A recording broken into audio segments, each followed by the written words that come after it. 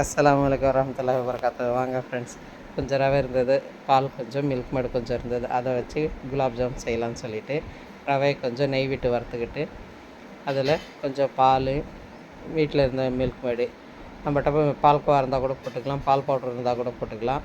என்ன இருக்குதோ அதை வச்சு செஞ்சுக்க வேண்டியது தான். செஞ்சு அது கொஞ்சம் நல்லா வேக விட்டு நல்லா சுண்டி வந்த பிறகு ஆற வச்சுருவோம். ஆற வச்சுட்டு அந்த ஆறுற கேப்பில் சர்க்கரை பாவு காய்ச்சிப்போம். பாவை காய்ச்சிக்கிட்டு இதை இருக்கிற மில்க் மேடை போட்டு மாவு பிசைஞ்சு உருண்டை உருட்டி நம்ம எண்ணெயில் போட்டு எடுத்துக்கலாம். எண்ணெயில் போட்டு எடுத்துக்கிட்டு பக்கத்தில் நம்ம பாவு கொஞ்சம் சூடாக இருக்கும்போது போட்டுடலாம். போட்டு ஊற வச்சு சாப்பிட்டோம்னா குலாப் ஜாம் ரெடி.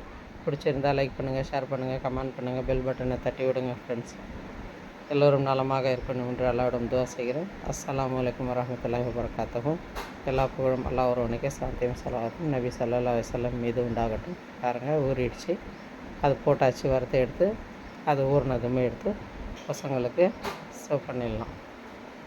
எப்படி இருக்குன்னு நீங்களும் செஞ்சு பார்த்து சொல்லுங்கள் ஃப்ரெண்ட்ஸ். அது கொஞ்சம் அப்படி கொதிக்க விடணும். ரவை குலாப் ஜாம் இல்லையா, அதனால் பாருங்கள் நல்லா இருக்குன்னு பசங்க சொல்கிறாங்க. அஸ்ஸலாமு அலைக்கும் வரஹ்மத்துல்லாஹி வபரகாத்துஹு. ஜஸாக்கல்லாஹ்.